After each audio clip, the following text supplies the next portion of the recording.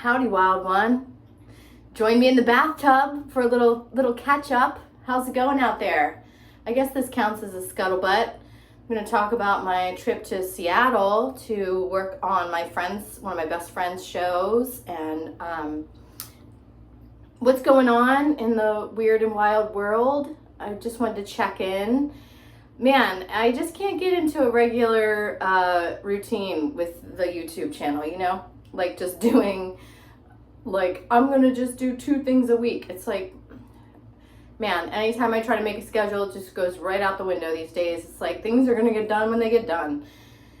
So who knows what's gonna happen with this, but I did just want to talk a little bit because I've got, things going on that I just want to share. I mean, that's really the point. I think everyone's always posturing and trying to, encapsulate and reduce things down to the lessons, but it's like everything's changing and unfolding all the time. So I'm just trying to share a little slice of my life as it's happening and be very honest, because isn't that so rare? Anyway, we had our soft opening last night, which means it was a preview show. We had about 35 people, and officially opens tonight. We're doing 10 shows in Seattle. So if you have any friends, tell them to come to the Bathhouse Theater by Green Lake and come to the show. And there's even some for the kids. There's the naughty show and then the nice show. But yeah, so I got here, I drove over the last weekend, took my time, stopped for a few river dips along the way in Oregon and in Washington. And that was really lovely. But then I got here and my truck started making a really weird noise, which may or may not be an idler pulley, but it's a new weird sound. And that's just alarming because, I'm here on a wing and a prayer as usual, just trying to get the whole thing back up on its feet. As you guys remember, I hadn't performed for a year. I had an accidental year that I spent in Baltimore, thinking maybe I was going back there full time, but not being okay with it because all my stuff was in Northern California. And I have just been trying really hard to figure out what was happening and where to go since April 2023, when I was evicted from my studio in Nevada City, and all my stuff was in storage and all that stuff. And anyway, you can catch up on past episodes. So, it's just been like a weird thing trying to just be like, all right, I'm just gonna try to get back in the world that I know, the world of cabaret and performance and stuff. And so that's a big part of what I'm doing here, and helping my friend, just getting back to it. But what I wanted to talk about today was something interesting. You guys know I love higher side chats. I think Greg does a really good job of just, in terms of the conspiracy world, like being a reputable person, interviewing lots of different types of people about what's going on and trying to connect lots of dots. And the episode before last, I was actually just watching the most recent one in the bath. It's great news, you guys. You should try it. But it was with Jay Widener.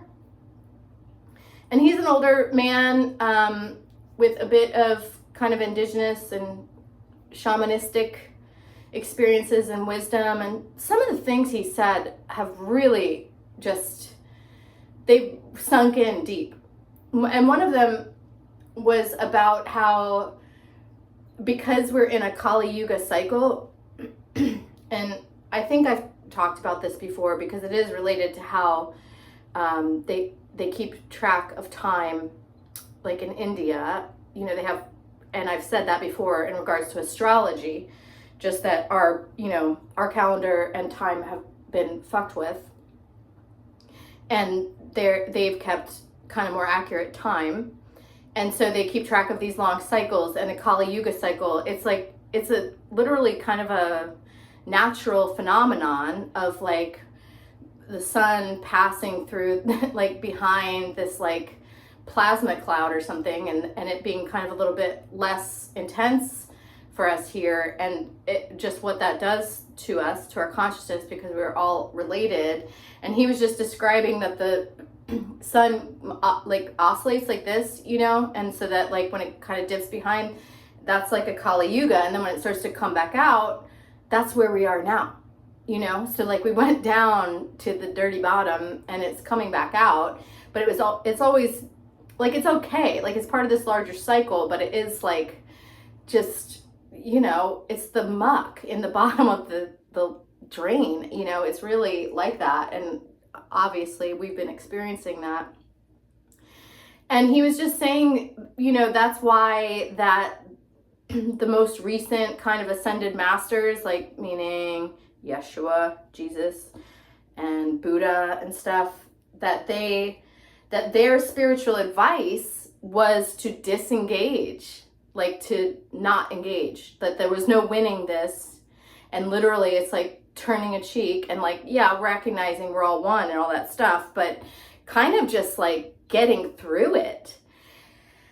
And that really, I was like, yeah, but you know, there's a time and a place for all the wisdom, you know. And I really have been feeling like even with my yoga stuff and stuff, I'm like, I'm tired of going inside. I'm tired of meditating.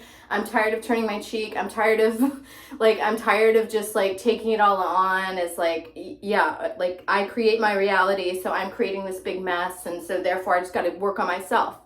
Like, I'm tired. Like, I've been at it, and I go deep. You guys know that. Like, I've been alone, single, long time. I was living out in the forest for a long time. I've been off of social media a long time. I've been off of a lot of the apps. I've disengaged from a lot and just kept going inside because I like my own company. I'm very creative. I have a good time, you know, but then there's a time and a place. And I just feel like that wisdom of like going inside and meditating through it is like just not what's needed for me right now.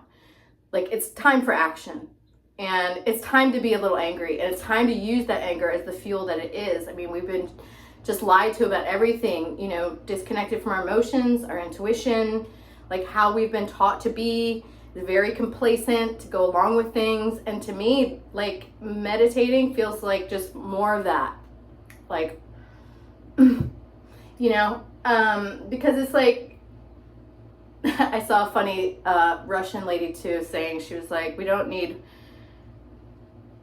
breath work, you need a revolution. And I was like, man, that feels true. That feels true. So it's like I'm in this place of, you know, again, setting aside a lot of the patterns, practices, habits that I had been relying on, and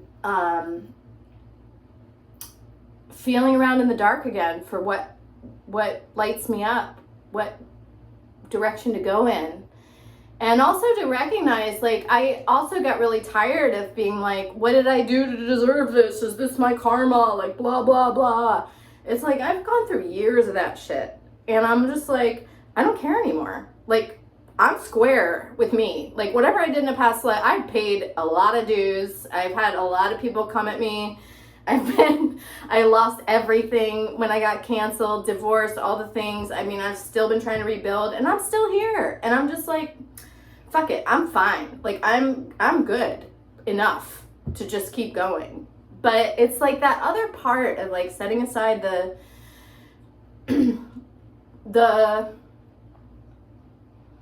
inner, like, it's too much. It's been too much inner responsibility, inner work. Like, I'm coming out of it. Like, I did it. I did a good chunk of it, and maybe in this lifetime I'll go back to it. I know I can. I have that stuff in my back pocket. It's just the same way with performing. It's like, if I need that, it's like I can just get on stage and it, like, you know, that lights me up, and it gets like, those muscles kick in. It's just there when I need it. I don't have to think about it, and I don't stress about it. You know, I'm not like concerned. It's literally a part of me because I've just done it so much in this lifetime. So I'm just thinking a lot about that. And, you you know, and also just the degree of like kind of what they're calling disclosure things about like, you know, what has the military really been hiding and what do they know about other beings and all that stuff. I mean, it's a lot. And you know, I've said for a long time that we've just been lied to about all of it, and that our energy has been harvested and siphoned and redirected, and we've been turned against ourselves and just kind of, yeah, really been taken advantage of. And it's like, I'm just like, I'm not fucking doing that anymore, and I'm real sick of it, and I'm just tired of the whole thing. So I'm trying, it's like interesting trying to find the way to navigate, you know, when it's like, oh, the old things aren't working for me. And maybe it's not time for them at all anymore. You know, like maybe it is time to be a little spicier, to be a little bit, I'm not saying aggressive. No, maybe I'm saying aggressive. You don't have to be violent to be aggressive. It's like, these are all things that are part of our human experience that we have absolutely been taught to fear and mistrust, and like, you know, it's like you got to put it in the right place. I'm not saying irresponsibly to use your anger for violence. I'm not saying that at all. But I'm saying anger is a primal emotion that is very motivating. So I'm finding that there's a lot of anger, and that like for the first time in many, many years, I'm not like, you know, is it me or them? And now I'm like, it's them. Like it is the whatever is going on. Like there's way more. Like I'm not responsible for everything. Like I am part of this, and I've been working on it for a long time from a particular angle, and I'm ready to explore a new angle. So conversely, if you haven't done any of that work, you might need it. So that's just what I've been really thinking about, is like, when is the right time for the right tool? And that includes spiritual tools and spiritual teaching and spiritual masters. You know, it's like we all totally, I mean, maybe you don't, I don't know, but I've been in the spiritual world for so long, like over 25 years through yoga and stuff, and just the way that I'm wired. I'm a Scorpio, you know, sex, death, transformation. That's like my first house. So, well, it's more complicated than that. Anyway, that's who I am on the surface, right? There's more layers to it. The other part is my Libra rising. That's about justice, balance, and fairness, and beauty. My Virgo rising is studious, perfectionist, like details, gotta be right, get it right. Discipline. I really do appreciate discipline as a, what is it? It's a way of being, but it's also, I mean, I think one of the biggest tools, you know, it's a Saturn kind of tool. It's the slow plodding progress, but it's like I didn't ever sell my soul in show business. I was like, no, I want to be great. Like I want to be a great artist. I'm not just trying to be famous. Like I want to be great at my craft, and I want to excel. Like I want to be really good at what I do, and then it will feel good. And if success comes from that, great. But I can't be happy unless I have a certain amount of deep mastery with things. I think that's the Virgo part, you know, and maybe I'm a little too hard on myself. That's possible too. So these are all the things I'm just thinking about. Also really thinking about how to get my truck fixed, because like I said, I just, you know, came up here on a wing and a prayer to Seattle, and it's like there's no safety net on my life. Like this is my life, and you know, I don't come from money. I come from a very working class family, and I had, you know, it was rough growing up. I think if you were a Gen Xer, it was like the last of the like real hard Scrabble childhoods, you know, I think, although there's lots of weird cults and drugs and everything else going on for kids today, but, you know, it was a different upbringing, and, you know, it's just, I haven't had it easy. I don't look like what I've been through, and just because I choose, like, sex and comedy and laughter and joy and beauty and fun, and that's my primary expression, it's come at great personal expense to protect those things. I mean, one of the reasons I got out of the art world after getting a degree in art is because I was like, they don't fund anything fun.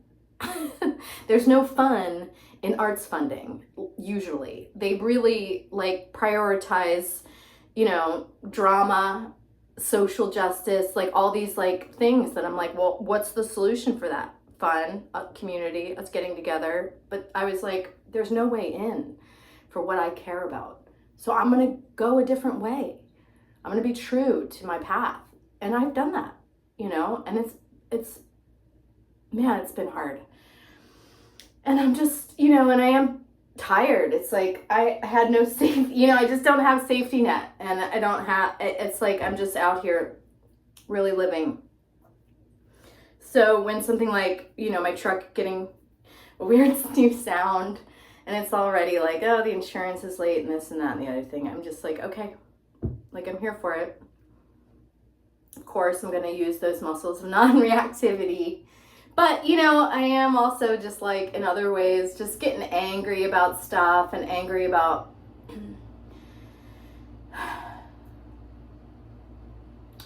just a lot of it, how we've been treated, how I've been treated. Like I kept always believing that things would right themselves in the end, my reputation would be restored, and maybe the world would find out that I'm not a terrible person, you know?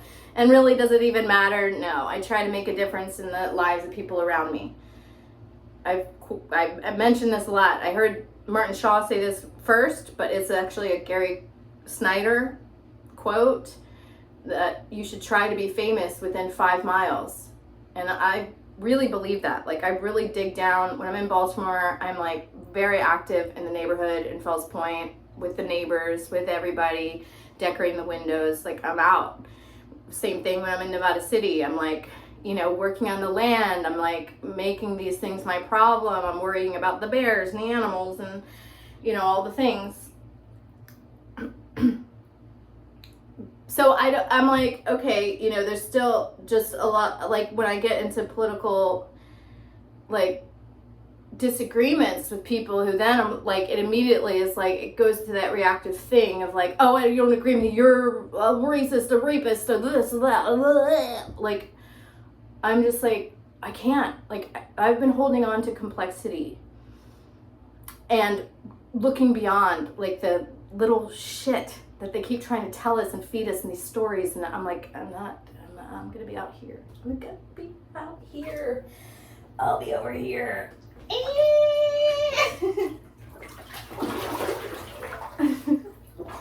Anyway, I am very tired. This was the first morning we got to sleep in. It was like long days in the dark theater. The beginning of the week. It's only Thursday, but it's funny. I mean, everyone also thinks like show business is just really fun. It looks so glamorous, but it's like what it takes to get there, and also like the roller coaster of like adrenaline, and then coming down from it and recovering, and then bringing that energy and amplifying it with and back and forth to the audience. Like, you know, it does, it's a very physical thing, and I don't think anyone ever really sees that side of it. It's really not very glamorous, you know, which is why I'm like crawling into a bath with my coffee first thing in the morning. But I'm grateful to be here. I am sleeping in my truck in these lovely people's driveway. The arts community in Seattle is amazing. So like a friend of the theater she's also like in the theater world, sound designer in theaters and stuff arranged for me to be able to park here and use their bathroom and kitchen in their guest house. So that's been amazing, and I can sleep in my comfy little bed in my truck, and that's a great comfort to me. And I've missed my truck a lot this past year. So hopefully I'll be able to get her fixed and figure out what's going on and just keep going. But that's what I wanted to say, I guess. I do have some video footage that I'm trying to edit, but we'll see what happens. I mean, who knows how long I'll even be on YouTube. I don't know. Is it working? You tell me. Bye, guys. I'll see you soon.